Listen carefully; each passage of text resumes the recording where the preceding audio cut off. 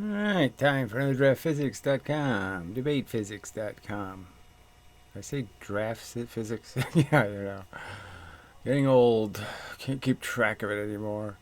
Anyway, so yes, comments. And, it's all so redundant. But anyway, so you state collisions. This is somebody, Andrew McIntosh, which seems like a name familiar to my haters, but who knows? You state collisions done with springs are invalid. It's not exactly what I'm stating. What I'm stating is there's a variable, and it must be accounted for. Now, you could just ask yourself the question, right? When they make low friction carts for contests, they have big, giant wheels made out of incredibly light substances, even like cardboard. Okay, they make the wheels very, very light and very, very large if they're going to make like a solar car or something. So you have to ask yourself the question, when they don't want, okay, wheels to be an issue, that what they don't do on any low friction, when it comes to any other case, what they don't do is put a bunch of wheels. Okay, wheel, axle, wheel, axle, wheel, axle, wheel, axle. This is what they don't do. So the argument is why would the low friction carts in physics experiments not look like the low friction carts in physics experiments, right? Why the difference in these cart profiles? Okay, very light wheels, very not light wheels, little metal wheels. Why wouldn't you use little plastic wheels, especially if they're little? What use is it? What difference does it make? So it's a question you can ask. And the point is it just an absolute fact that twice the velocity means twice your linear momentum, okay, twice the amount of energy that's in your linear momentum is in your wheels. So it's not the same amount of friction for both carts in a sense. If you were to think of it as the opposite of friction, you get a boost. You get an energy boost instead of a friction deficit. It's clearly not the same boost. One cart is getting more boost. That is, when it hits a wall, it's going to have more energy in its wheels, and it's going to hit the wall harder because of the extra energy. So it's just an absolute fact is all I'm arguing. It's a physical reality. And it has to be accounted for. If you're going to do an experiment, you're going to tell me that this thing has a certain amount. You're going to say it has 264.7 joules of energy, and you didn't count the energy in the flywheels, that is the wheels. It's not a real number then, is it? It's not really honest, because it has other energy stored in its wheels, you see? You can't understand that as soon as it hits the wall, all of the energy of the wheels also goes into its forward momentum. But it can't happen until it hits the wall. Then the wheels are still trying to spin, and they push the cart forward because the wheels are going this way on the ground. You see? So when the cart hits the wall, the wheels are all saying, I'm going, I'm spinning, I'm spinning. And they can't spin. They push on the ground that way, and they push the front of the car into the wall that way. Now, if the wheel was just a rolling ball, you could see where when it hits the wall, it's going down, so the ball's going to go up. See, there's different ways you can lose the linear part. But clearly, when you have little wheels on a cart, you're going to maximize the probability of the energy going into the wall. So it's extra energy. It's just a fact. Now, you don't like me reciting facts and pointing out facts? You're showing yourself to be completely anti-scientific. It's completely unscientific not to point out real variables. And the fact that none of the physicists point out the real variable, well, that should tell you something, right? If the physicists aren't pointing out, well, there's a variable I completely ignored, and it's a rather significant one. I'm just saying, you can't deny it's rather significant that twice the speed does happen to be twice as much stored energy. So it's not like a small advantage. It's twice the advantage. Shithead. Okay. Anyway, but there exist collisions with rubber bands. Well, the problem with rubber bands, well, he said springs here. Yeah, and I just gave you the wheel argument. Okay, so springs is another point where I made the point that why do springs fail? So I'll draw that one too.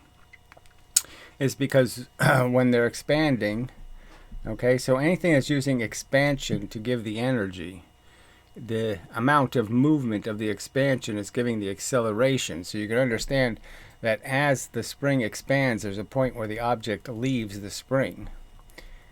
And the fact is for a fast object, it leaves when the spring still has lots of velocity. So if the spring has any mass, that's a real problem. Now, rubber bands have the same problem, but as I've stated in previous videos, I like the rubber band thing better because they're lighter. Okay, that's one of the reasons to like them. So when the two rubber bands hit each other, you know, one of them's going this way and one of them's this way, you know, and they hit each other and they bend. The fact is that it's a little better because there's less energy stored, but you can see the rubber band wobbling after the impact. And it's just a fact that all of that is stored energy. And then the fact is, too, you have to have the forky thing to hold the rubber band. And if that bends at all, then it's doing this, too. And that's not good. So there's lots of places to leave energy in the launching device. So again, it's another physics fact. Physics fact that when you're pushing into something, there's lots of ways that you can disconnect from the thing you're pushing and therefore being incapable of giving it all the energy you got. So the pushing in part was just fine, but the releasing part has a flaw in it. That's all I said. All right. So again, you want to argue that it's not the truth, then go ahead, make that argument. But you're wrong, because it is the truth. It is a fact, and it has to be accounted for. Variables have to be accounted for in experiments. Just a fact, if you're going to be a scientist. All right. Rubber bands and repelling magnets. Now, I shouldn't have to explain the repelling magnet one to anybody who's used magnets. So if you hold two magnets, I mean, I could get two magnets, but I'm not going to do it. You try to push them together, they do this. Yeah, right? I mean, anybody who's trying to push two north-facing magnets together, it does this. Okay, you get a ton of this motion. So you know that when the carts are going towards each other, they're doing this. They're trying to evade each other by going sideways. And that's a big problem, because then the cart goes sideways and then it pushes against the rail and it creates more friction and does all kinds of things. So the problem with magnets is you need some kind of system that really forces the carts to stay right on center.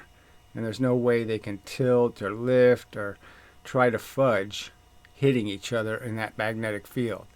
So it's really easy to understand that if you're really pushed on magnets, if you really gave them a lot of energy going in, that you could actually lift one of the carts up. Lots of things could happen. And that's changing the experiment entirely. So I like repelling magnets because they're almost frictionless inside, contained inside. If you can make them do what they are supposed to do, which is meet each other perfectly and straight, they're really good. But if they can push sideways, they're really not so good. Again, not a complicated argument, and it's just a physical fact. So go do the experiment yourself, and you can't help but notice it. That magnets don't. They do everything. There's every indication of a tremendous amount of sideways force being applied. All right. You state that extra momentum is stored in the wheels as rotational energy. So again, you keep stating this as if I'm stating something that isn't perfectly valid and you somehow have evidence that it's invalid. So that's the pointless part here. I've explained it, I've detailed it, I've drawn it. You're not rationally debunking it or in any way proving it wrong. So it's a real variable. It has to be accounted for. That's your obligation. Also, you state that air track system is an extra source of energy. I stated that it's obviously introducing another energy source. So you're saying the extra energy source is benign, that it doesn't have any effect on the carts. And I'm making the simple argument from my own experience again. I built one. That no, that's not true. The carts do a lot of this. They love to wobble around, and so it's just like those vehicles in Britain that fly across the marshes and stuff. I don't know where they actually do all that stuff. The propeller balloon car, whatever you want to call it. I can't remember the name of them. But anyway, you can see them. They drift. They do all kinds of funky, weird stuff. They blah, blah, blah, blah, blah. And so the simple argument is obviously if I get the weight on those cars uneven, the air is going to escape in a certain direction. They're going to drift. So, and you can see it happen to people who are using air tracks. They have to hold the cart down with their finger because the cart wants to move. Because it isn't perfectly balanced and it'll tend to go one way.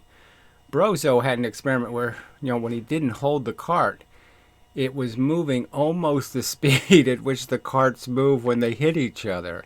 That's how much acceleration it was gaining from its unevenness.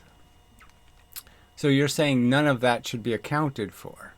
None of those variables are important, when that's what science requires, is you to pay attention to any variable that changes your understanding of the evidence. So if there's more than one fingerprint on a gun, you just say, well, we won't pay any attention to that other fingerprint, right? The DNA is mixed. We won't pay any attention to the mixture. You're just saying that you have your eyes on a conclusion, and you just don't care about the things that could have screwed up your perception. All right. Also, you state that, making experiments with air tracks invalid. So again, it's not what I said. Okay, what makes them invalid is when you pile of clay on top of the carts. That's a pretty good indication of an invalidity. Okay, so but generally speaking, I'm saying that some of the air carts can be done very well, but you have to be aware of what can screw up the cart. And especially in Professor Lewin's case, I could just argue that the blob of clay isn't in the center of the cart. So as bad as it is having a clump of clay on the cart, it's not even in the center of the cart. However, I will share an air track collision. So he's just going to share one of these videos that we've all seen already. All right, and I'm not going to bother because it's one filmed from a 30-degree angle. So it's supposed to be, he's arguing that this is how science should, this is how you prove something with this experiment. And the experiment is filmed from a 30-degree angle. That is, the stuff is moving over here, and they're looking at it from here. They don't have the camera here. No, they have the camera way the fuck over here. So it's not even like it's a little bit off center. It's 10 feet away, all at 30 degrees. And we're supposed to say, okay, so we have absolutely no way to verify anything. We can't take any stills. We can't do anything to check anything. And that's what you call good science. I call that rubbish and shit. I call the very idea of filming the experiment that way, as if it could mean something to somebody, is, in my opinion, too stupid. Any teacher who thinks that's a good way to teach the subject is to film it from a 30-degree angle, well, he's an idiot. All right, however, I will share an air track collision where the heavy mass collides with the small mass. Momentum is conserved also according to your model because both cars move in the same direction after the collision. Again, it doesn't matter. Clearly, different experiments have different variables.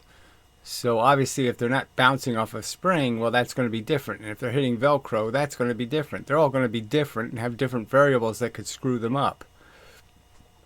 So you have to add up the momenta.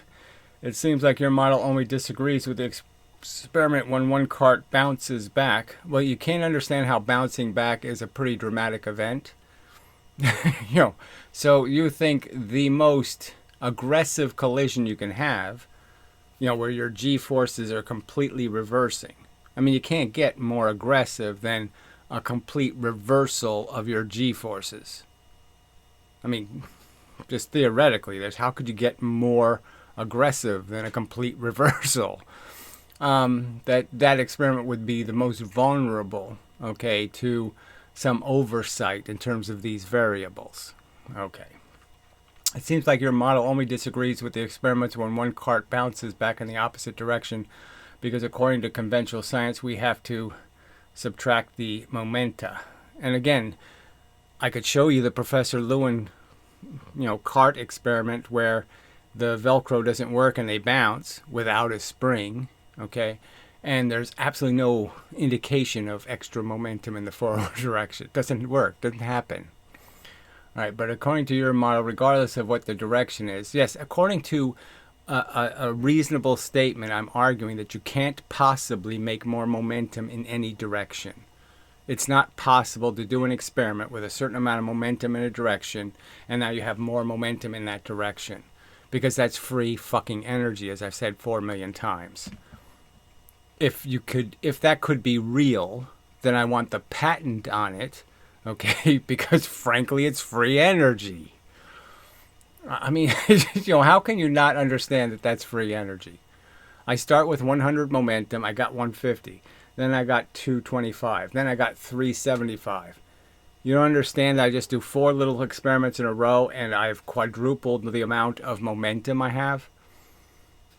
You can't understand how momentum is in fact capable of knocking buildings down, that momentum does a lot of things in the world. It does work. Shit. If I tied a string to something with 3 times the momentum, it's going to pull on the string and do 3 times the work. You can't figure this out on your own. But according to your model, regardless of what direction it is, you always have to add up the momenta. That's right. All motion has to come from motion. So you can't have 100 motion and then make 200 motion for free. You can't do it. Here's an example of a small mass colliding with a heavy mass. This one is in conflict with your model. So again, I'm not going to play it. It's a pile of shit. I have to open it in a private window too, so fuck it. It's a pile of shit. Okay, it's just there's no way to analyze it in any way. We have to trust this guy to do it right. It's garbage. All right, he's weighing the masses and their timers, so I don't think you can refute the data.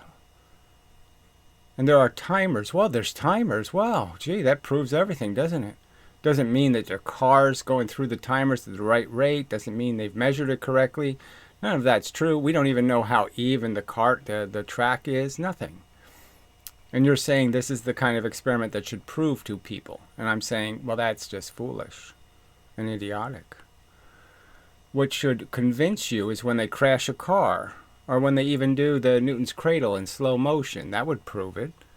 So why can't they just take one of these slow motion cameras that everybody has and just film the Newton's cradle and show us, okay, that it really is half the velocity in terms of half the original velocity. Yeah, that's their claim. That the little ball goes back with half the velocity. Yeah, I mean, no, it goes back with 1/4 of the velocity.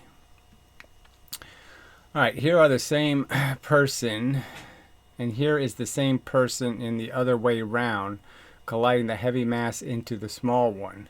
This one agrees with your model. Then why would I want to watch something that agrees with what I'm saying? Yeah, that's pointless. Okay, how do you explain the contradiction? I explain the contradiction as one is sticking and one is bouncing. That's one argument.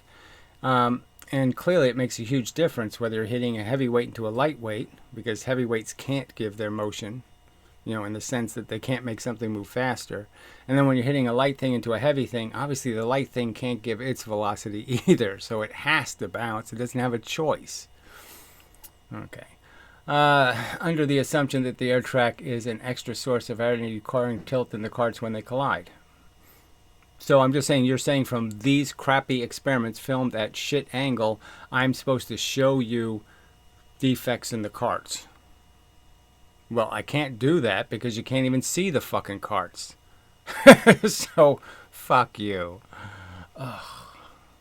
I mean, again, why don't you just do the fucking, give me a link to this experiment, okay? Don't give me all these bullshit experiments. Give me the link to this one. 5 mass, okay, going 10 velocity, okay, tug of war, 10 mass. No, well, let's make it the 20 because that's so funny. Okay, 20 mass. Yeah, 20 mass going 5 velocity. You say those are equal. Your theory says those are equal energies. Exactly the same energy going this way as that way.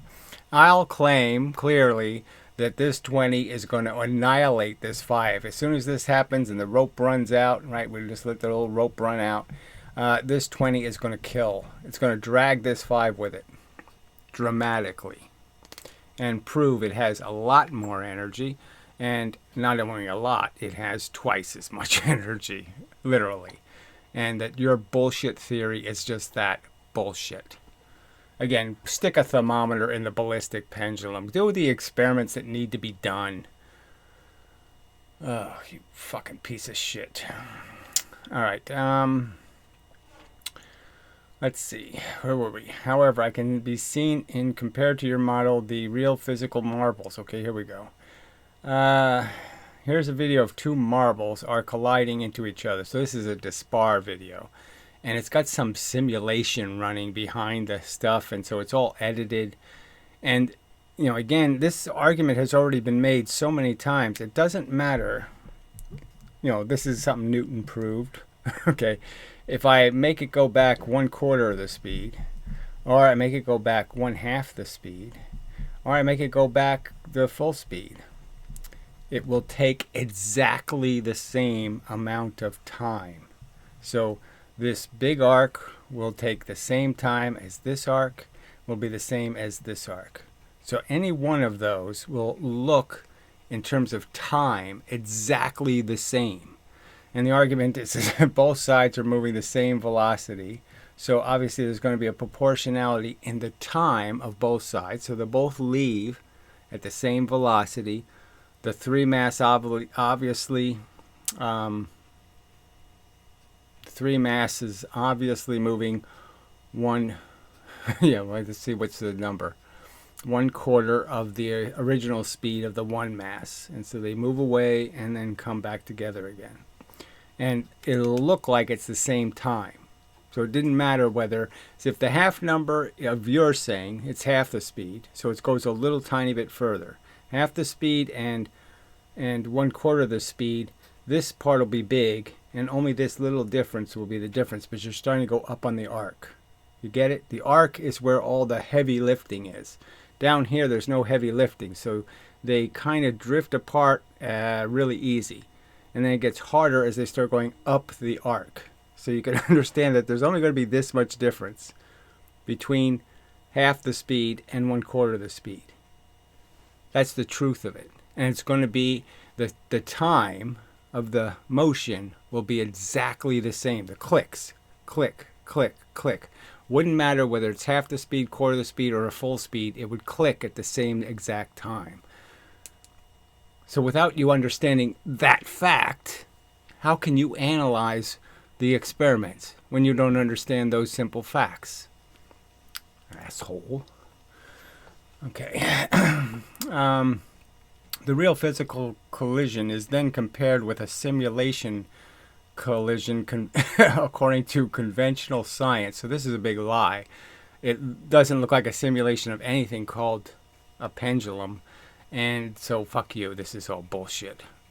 And according to your model, as can be clearly seen, the real physical marbles perfectly reaches the same height after collision as the simulation video. The simulation really written by who?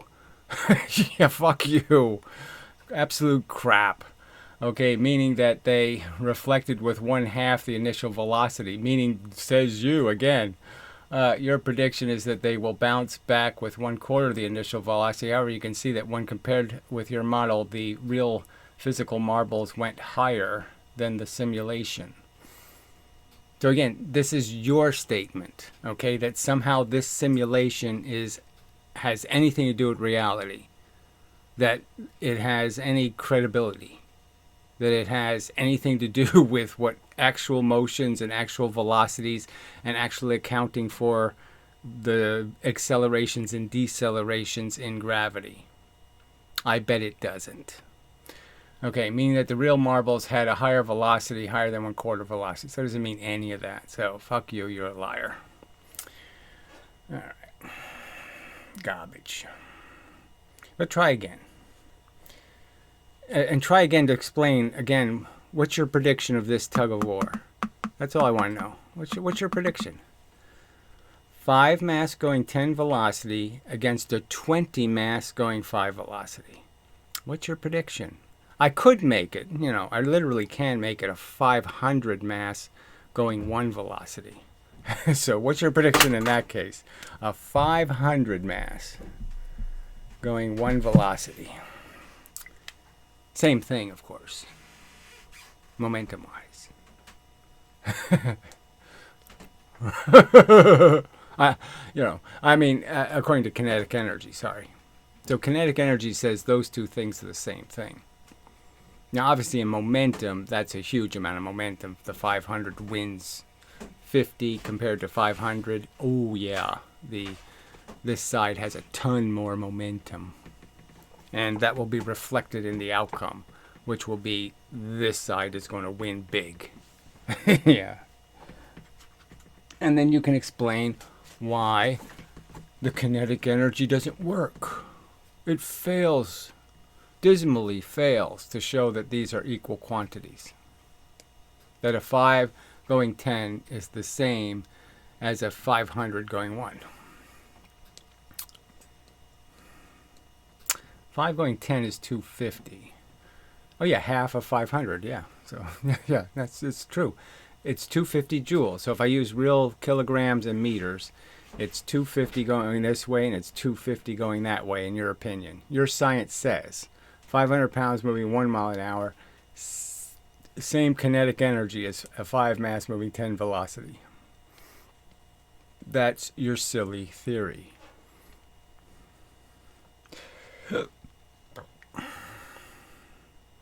Alright. Yeah, that's enough of that one. Where's the bullet thing? I thought the bullet thing was funny.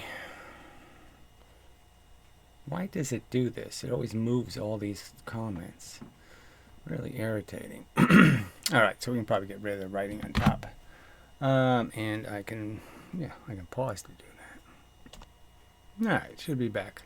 Alright, would you rather be hit by a bullet or a recoiling gun? Question mark.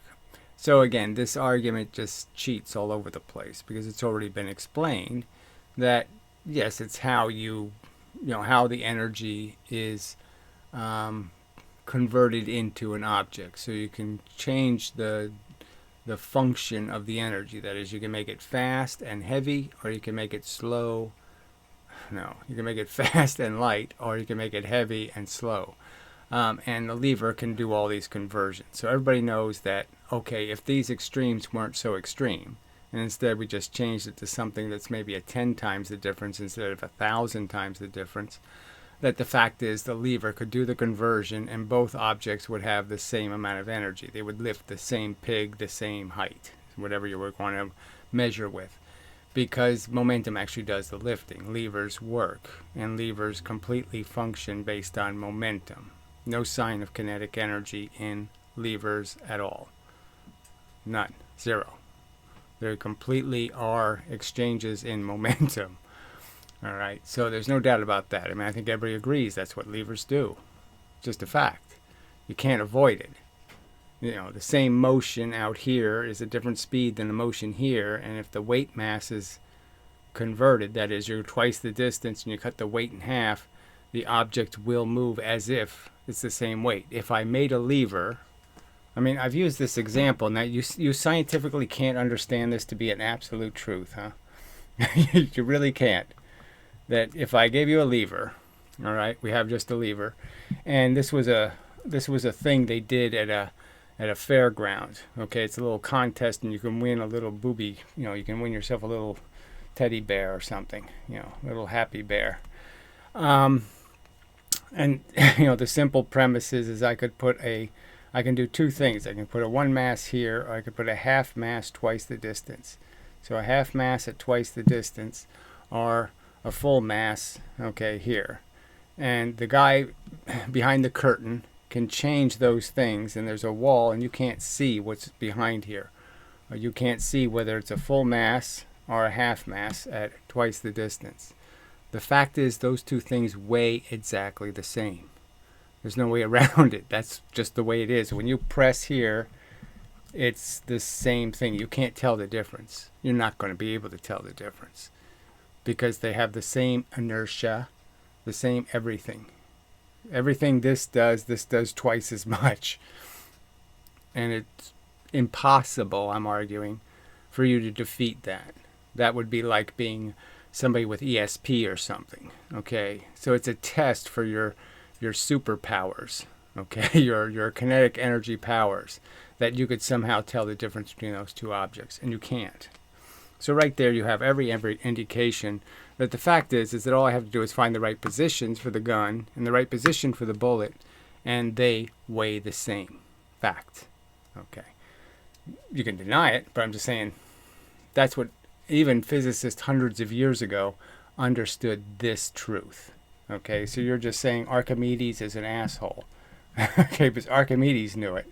That's why he said, give me a lever long enough and a fulcrum to put it on, and I will move the earth. Okay, because he knew in theory the lever does this mechanical conversion of momentums. You can have a light thing going a big distance or a heavy thing going a small distance, small velocity. All right, so I shouldn't have to argue this, but I'll argue it further in the sense that obviously the bullet has the advantage of being pointy. So if we're going to have the recoiling gun, okay, let's put a little bullet point on the end of the gun. Okay, so it looks like the bullet. So it's going to hit with the same surface area as the bullet hits something. So that's the first fairness, is to change the surface area of the mass so it's going the same speed. And then the simple argument is I could cut the mass of the gun by, say, a fifth. Say it weighs 5 kilograms. If I change that, okay, and say, no, the gun only weighs 1 kilogram, now I get to increase its velocity. It might have been 25 miles an hour, 5 times, and so now it's going 100 miles an hour. So now I have an object basically that's just 100 times bigger than the bullet, okay, instead of 1,000 times, and it's going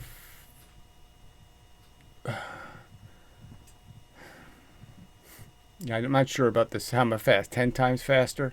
Let's just say 10 times faster. So that's what I would have. So I'd have something with 100 times the weight, but it's also got 100 times an increase in its velocity. That's going to go right through you too. So an object that heavy is going to be a very strong, irresistible force, frankly. So when that hits you, it's going to poke a hole in you, and it's going to go right through your guts. Now, if it hits a bone, it's not going to shatter it like a bullet would, but it'll probably deflect off of it. So it's going to do plenty of mortal damage. So all I have to do is change the shape and the configuration of that gun a little bit, and I can make it a lethal weapon. And so again, you're just playing a game with this simple truth. Okay, the fact is that if you make an event happen too fast, it'll break things like a glass. All right, glasses don't break based on how much energy you hit them with. They break based on how quickly you hit them, how much energy you put in too quick. So if you heat glass in one area, the glass doesn't all expand evenly and it cracks, right? But if you heat it evenly, then it doesn't break. So, you can't understand these arguments? That obviously if you hit a surface and the surface can't transfer the energy quickly enough, it can't get rid of the heat, so to speak, then yeah, that's all going to get red hot right there because it can't spread the heat fast enough to dissipate it. And if I slowly heat it and let it dissipate into the object, no harm done. And you can't figure out those differences. Then I'm just saying you're pathetic then. You don't know what science is. You don't understand it at all. Because that is science. Understanding those details, that is science. Rejecting them, ignoring them, pretending those facts don't exist, that is anti-science. That's religion. So you're just a religious kook who denies the scientific method, which is understanding how the mechanisms work. All right, they have the momentum of the same magnitude. Yes, right. So the screaming fact that they obey in momentum Newton's third law. But kinetic energy doesn't obey Newton's third law. Therefore, Newton couldn't have believed in this crap because he wouldn't have written the third law. Obviously. If Newton believed in kinetic energy, explain to me why he wrote the third law. It wouldn't make any sense, fuckhead. So by your logic, it shouldn't matter. So again, that's not my logic. It's not my reasoning. It's not in any of my videos. It's not the statements I've made. It's just a lie. Okay, a little, I'm going to trick you. I'm going to trick the audience. I'm going to trick. That's just tricking. That has nothing to do with acknowledging the truth. That if we could make a really strong substance that didn't bend, okay, and it was very light, and we could make the lever, we could show that they have the same. See, I can show right now that a 1 mass going 4 velocity is the same as a 4 mass going 1. I can show that. I might even be able to show it going even further, all right, and saying instead of a 1/4 mass, going to an 1/8 mass. I'd go even further out on the lever, and it would still work. But there's a limitation because the levers fail over too long a distance. But you know the principle of the lever. The law of the lever is a law that doesn't say the law stops when our when our materials fail. No, the law would continue if our materials didn't fail. The law is consistent all the way to infinity in theory, and our materials just can't go to infinity. So that's your distortion and perversion of the truth. All right. So momentum is conserved in both the bullet and the gun gain velocity in different directions. So that's the hilarious part. They say it's zero momentum because they're moving in opposite directions. There's zero momentum. So the zero momentum, it was zero momentum before the gun was fired. When the gun was fired, it's zero momentum. After the gun was fired, there's zero momentum. It's hilarious. Who could logically say this kind of crap? That it's their theory that always the system has zero momentum in it. You have a bullet flying out one end, you have a gun recoiling in the other end. Clearly you got a lot of shit going on. And they say, no, it's zero momentum. So it's perfectly quiet. I haven't shot the bullet yet. They're saying the system, when the bullets are moving and the gun recoil is recoiling, that system is exactly the same. Zero.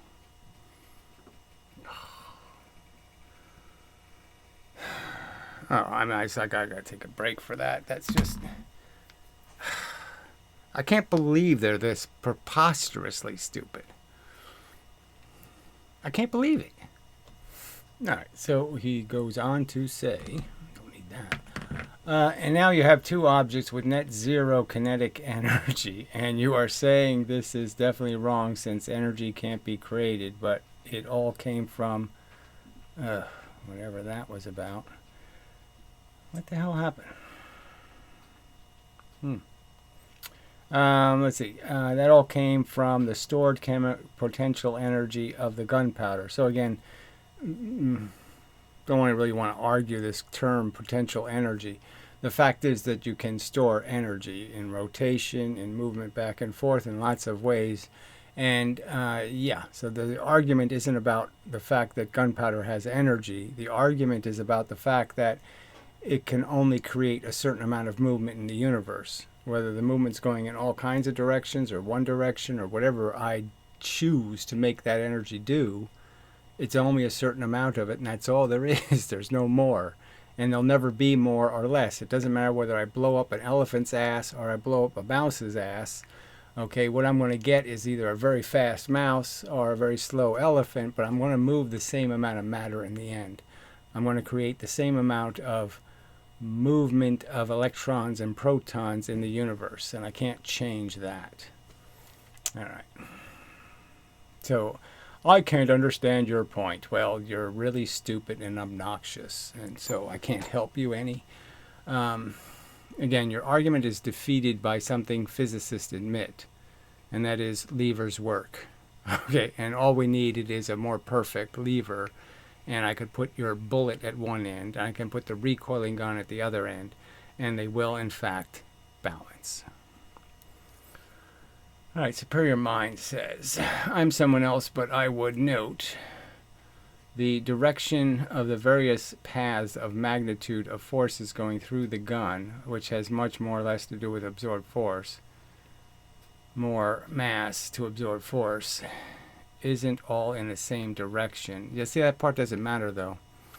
The bullet's going to be moving way too fast, too quickly, for any reflections to get to it. The little bits of gunpowder and crap that are moving, they're all moving fast, but they're really not going the speed of light. And so a lot of the energy is not in things that are going the speed of light. So a lot of the energy has to hit the surface and impart its velocity, some portion of its momentum. But reflections aren't terribly realistic. Anyway, let's see. Although mostly in the opposite direction to the bullet, and some force is lost to heat and sound. So yeah, you really see, you're really just not on the subject. The fact is they do have the same momentum. There's no point in arguing it. I mean, there might be a subtle difference, don't get me wrong. Just because of the way the gun is constructed, it could get hotter, lots of things could have happened that'll absorb some of the energy, but the general principle is the same. You're going to get this much going this way and this much going that way, and the stuff going this way and that way aren't going to do anything but heat the bullet or heat the gun. The bullet is very small, so all of the single directional momentum will be concentrated into one tiny spot. See, it's almost like Superior Mind, you're almost arguing that it isn't 2,000 to 2 joules, and it is. I mean, they've done the measurements. It's pretty much the equal momentum, okay? I mean, the recoiling gun has the same momentum as the bullet. Let's see. If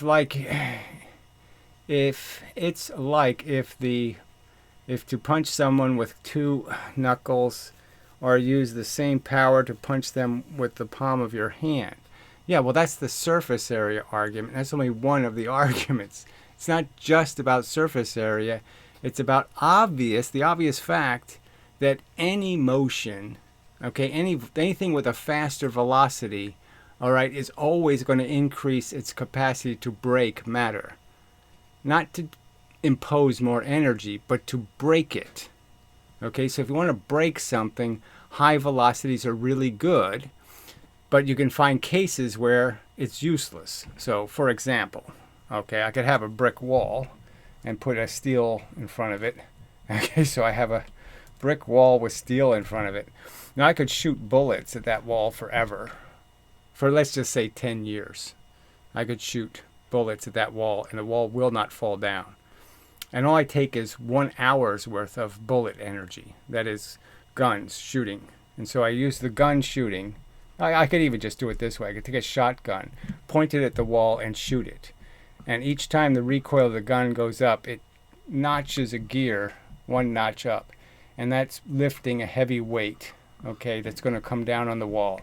So after, say, 100 shotgun blasts, I've lifted 500 pounds 6 feet or something. And now I just let go the 6 feet, okay, of the 100 pounds. It hits the wall, knocks it right over. So the heavy weight worked and the lightweight didn't. You see what I'm saying? Hitting the wall fast won't help you because you need to move a whole bunch of matter, not little pieces of matter. You need to get the momentum into all the matter. So there's cases where it's helpful to get to do it slow so you get the whole thing to move. And then there's other cases where all you want to do is break the damn thing, like a pane of glass. Fast taps break the glass. Slow pressure doesn't. So that was the better argument, frankly. Yeah, so I did a better job. I'll delete this, and then I won't have to. I won't have to deal with the fact that I don't love your response. All right. What the hell is this? I don't know why this comment section is always Let's see. So this asshole says, Veritasium doesn't need my help, but my guy, whatever that is, you are delusional. Yes, says somebody with a little quilty patch with a pink heart on it. If you if you think you understand even basic fixes, let alone debunking the current model, good luck anyway. Yeah, I mean, it doesn't make any sense. Fuck you is my comment to you. Do you think you know something about physics? No, I'll destroy you in a test, a physics test. I'll destroy you. Oh, idiot. Foreign idiot. Anyway, so this guy says, Cat63, as a psychologist, should have statistics and math proficiency to get a degree. Well, I said that, probably had some science classes. She should be able to appreciate your reasoning and math. Well, as it turns out, she's a bit of a fanatic. So, it's not much you can do. She's just going to declare, if you don't salute, wear the uniform, say yes sir, no sir, I got yes, you got to say all the right crap, and if you don't, you're guilty. So I don't think there's any way to satisfy some people. So I don't have very much. I don't think she can take a joke. I don't think she can, just chill a little bit and accept that, yes, we can have a little bit of fun with each other. It all doesn't have to be Marcus of Queensberry whatevers. I wore the appropriate sock color. I don't think we have to worry about that shit. But whatever. Go ahead and worry about it. I don't care. I'll remove that because we don't need it. All right. So we'll see what she says here. And it's blah, blah, blah. All right. I agree that some psychologists are nuts. So at least you get that part right. Okay. And there's so much pop psychology around. Yeah, I don't know, but I'm just saying as a subject, it's really almost impossible to teach anything called psychology in any other way than to say, well, normal people. As soon as you say normal people, you're done. Because normal people isn't reasonable or rational or fair or honest or any of that crap. So any comparison to normal is failure because normal is psychotic. Normal accepts, well, I had a kid and he died of cancer when he was 6. And it took 3 years and he had all kinds of chemo and all kinds of shit happened. It was just, blood came out of his eyes and it was horrible. And then we said, well, let's try again. It's fun. That's psychotic. Okay, that's not normal. Yeah, no, that's not working right. That's a sicko. All right. I would appreciate you not dehumanizing me. So I didn't do that. So you could make the accusation. Go ahead. I just couldn't give a shit anymore. I'm just so sick of the teardroppers and the snowflakes and the ice cubes and all this bullshit. I'm so fucking sick of this bullshit. Okay, that everybody has to march in their parade. And if you won't march in your parade, well, you're fucking offending my reality and doing this and doing... Oh, fuck you. No, I'm not. I'm saying do whatever the fuck you want. I don't want to watch you doing it. I don't want to hear you doing it. I don't want to smell you doing it. Just go ahead and do it. I don't have to sit there and read the book about it. I don't have to watch your commercials saying you're heroes. No, I don't have to do any of that shit. I just have to not pass laws against you. And I've never done that. Or suggested there ever should be a law against you. So fucking don't profile me as your enemy, you fucks, because I'm not my heart isn't bleeding on the fucking street because I think your concerns are the most important concerns in the universe. Oh, shit. I mean, they're psychotic. So anyway, if you think I dehumanized you in some way, I think you're out of your fucking goddamn gourd. There, did I insult you now? Shit. What bullshit. Okay. I only studied psychology after going into biological sciences. Fine, great. Isn't that super? I said it's a science. I said it's okay. I just don't think much of it is a credibility, blah, blah, blah.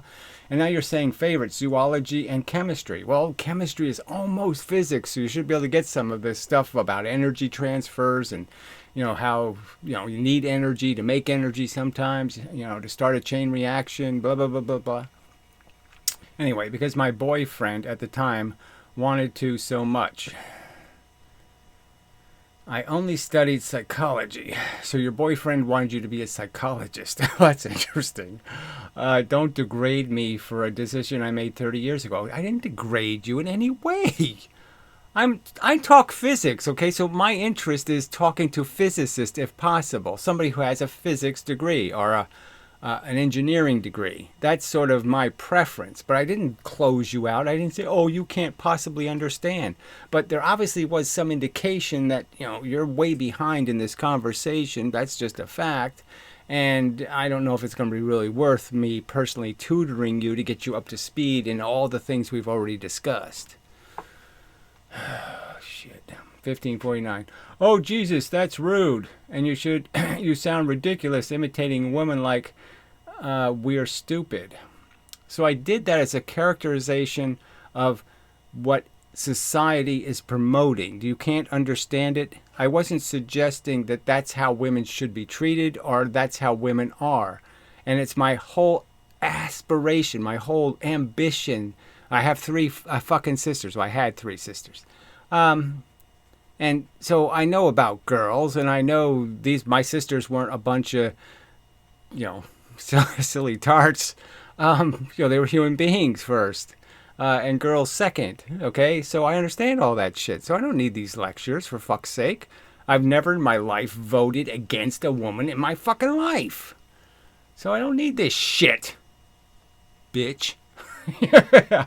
I mean, it's just, these people are just so amazing. Oh, god damn. As if that's any way to talk to one. So again, if we can't accept that men and women are different, okay, and that, different things strike them as funny and that kind of stuff, that there is some stuff you just can't get past in terms of growing up girl and growing up boy, then fuck you. Again, I have no patience in modifying my behavior into some whatever it is you want people to be, some androgynous thing. I'm not an androgynous. It's not my thing. I'm not a fan of men. I'm not a fan of farting or football or driving too fast or all the other reckless, sloppy, pig fat fuckers do all over the place. I don't like monster trucks. I don't like mud wrestling. I don't... My favorite porn was women taking showers. Why do I want to watch some guy rape her? That never appealed to me. I mean, fuck you and this bullshit. Okay. Can't you show a little respect? I don't know what the fuck. You don't want respect. You want me to bow. Yeah. All right. You think I'm the enemy. No. You think I'm the enemy. You're the one complaining, bitch. God damn, when did I complain? Did I complain? No, I didn't complain about a goddamn thing. All I did was state a fact that, it'd be better if you're a physicist.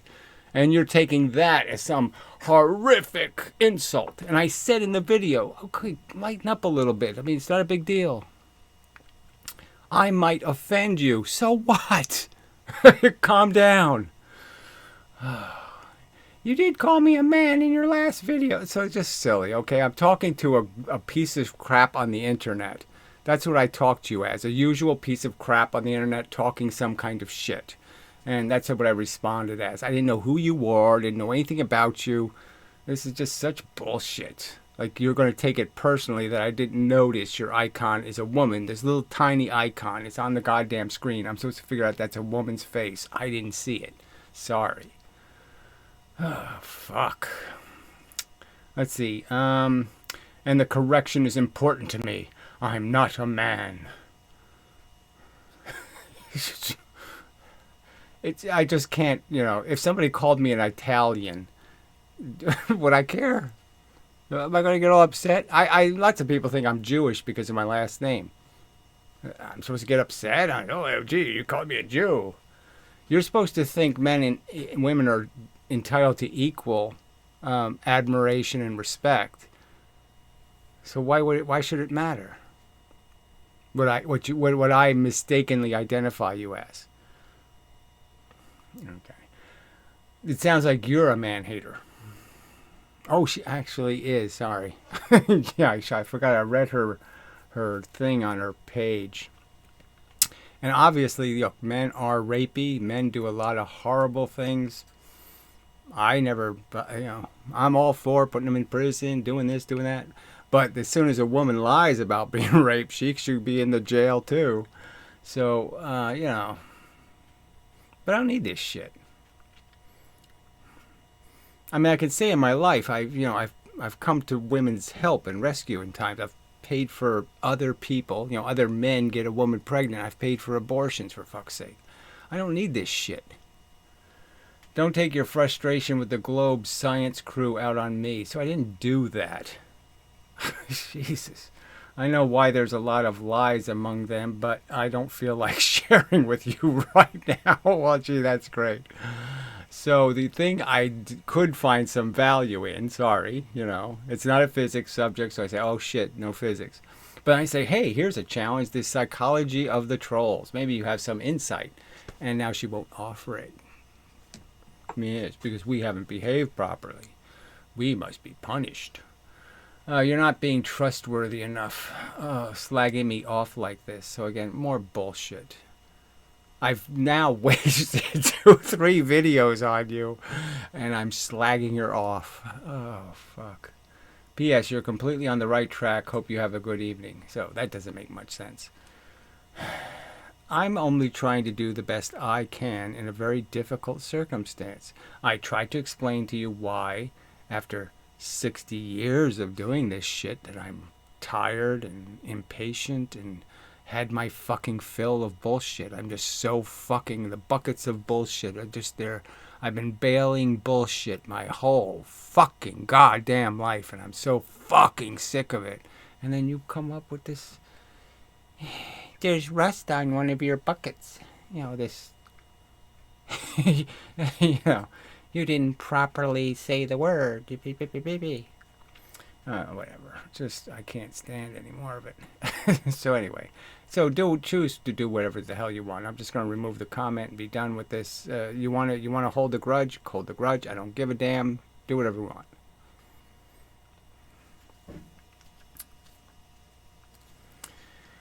But I don't want to continue an argument about how I have abused you in some way. So if you're going to come here and start ragging about how I've abused you in some way, that we're not going to do. So say that again, and I'll just block you because I didn't abuse anybody. Bullshit.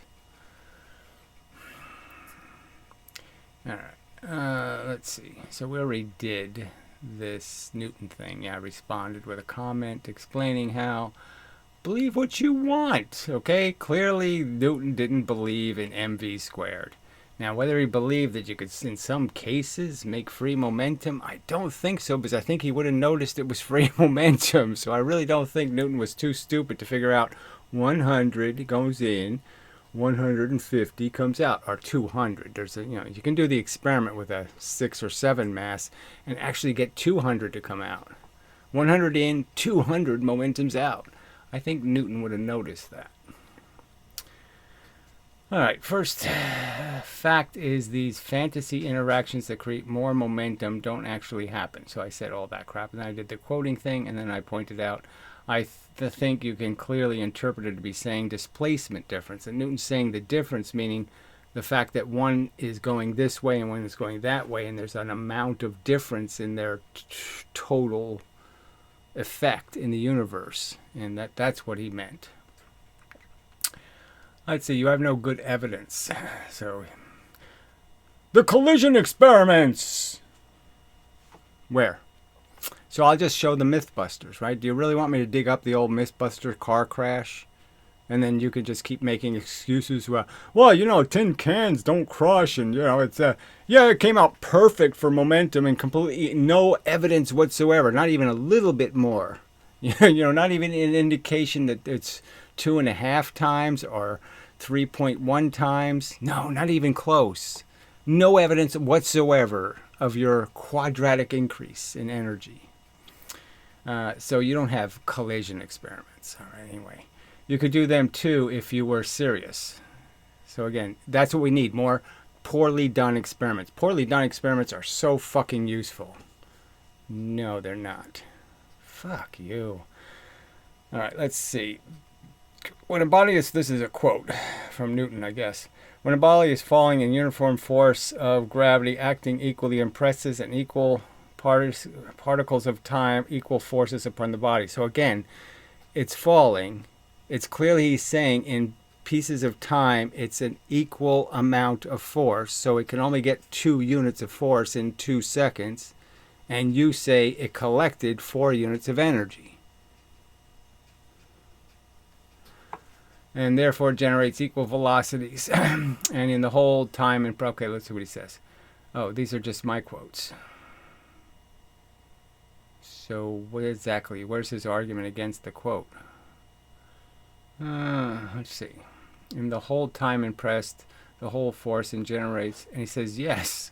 yeah. Well, it's a big yes you're saying, because realistically, how do you make 1 unit of force 2 units of energy? I mean, what you're saying is stupid, right? Because 1 unit of force is 1 unit of energy, and then somehow 2 units of force is 3 units of energy.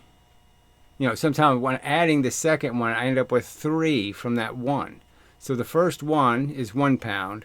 I do exactly the same thing, put a second pound on the scale, and now I have 3 extra pounds. I somehow have 4 units of energy. I'm arguing that's ridiculous. I think Newton knew it was ridiculous. And that's the third law so far, right? He says exactly to that one. And then we're back to this again. Let's see, I think this can be clearly interpreted. Okay, he says, what? Come on now. It really isn't that difficult. I think it is for you, apparently. Okay. He wouldn't have written a third law if he believed in mv squared. So let's just understand that. All right. If they are going in opposite directions, you take the difference. I'm just saying, look, it's pretty clear that, right, if you're describing something going in opposite directions, and Newton said the difference between their motion, he's saying, look, this is a chunk of motion, this is a chunk of motion, that's the total difference in their motion. And so, you know, I think you're cutting verbiage very thin here to say, oh, that can't possibly be interpreted another way. No, it's impossible. I don't think it's impossible. If they are going, especially when you read Newton, because frankly, he says stuff in such a weird way, it can often get a little tricky to follow along. If they are going in opposite direction, you take the difference. So again, he's saying you subtract one from the other and say that's only 10. So you could have 50 going this way, 60 going that way, and it's really only 10. And I'm arguing, no, Newton knew it's 50 plus 60. Is 110. If you're going in the same direction, you sum them together. That's how they get the quantity. It goes change. What are you getting here? What are you not getting here? Yeah, I'm not getting it. I just told you what I wasn't getting. I wrote it in the comment what I wasn't getting. So I think we're done. Yeah, and he has the name thick as a brick. So fuck, get what you deserve, brick lover. Get bricked as soon as possible. All right, since I have read Kate's stuff, I will, Kathy. Yeah, it's Kat. Okay, I'll just get rid of it for now. There's no need in whatevering this whatever conversation that really isn't going anywhere. So, good enough. Let's see. You are from New Jersey. Did you witness the swarm of Iranian drones? Yeah, that's not really a subject either. I would predict that it's all going to be fake news because there's absolutely nothing for drones to do, right? If they dropped anthrax, we'd all be dead already. So obviously it's not a terrorist attack. And so what else could they possibly be doing? Would they have bottles of piss in the drones and they're trying to piss on us or something? I haven't even looked it up, so I guess I have to go see what kind of film we have of these drones, right? I mean, everybody has a cell phone now, so there should be really good pictures of these drones. But the only thing I could figure is some kind of scientific experiment, where they're collecting air samples or something, because why would you need a big drone to take pictures? I mean, the little drones do that really well. So the whole thing sounds like shit. And what do you need the pictures for? We have satellite images of every fucking square foot of the planet. What the fuck do you need I need to fly over so I can see something exactly like the satellite photograph I can see on Google. I do?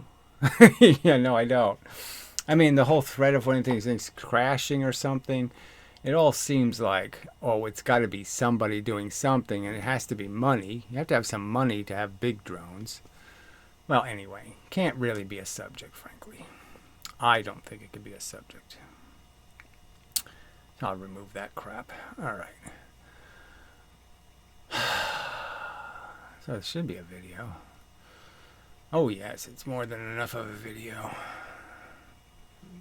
Yeah, more than enough. All right, so anyway, so till the next time and such and so forth or whatnot. Oh, God, I just hate this planet.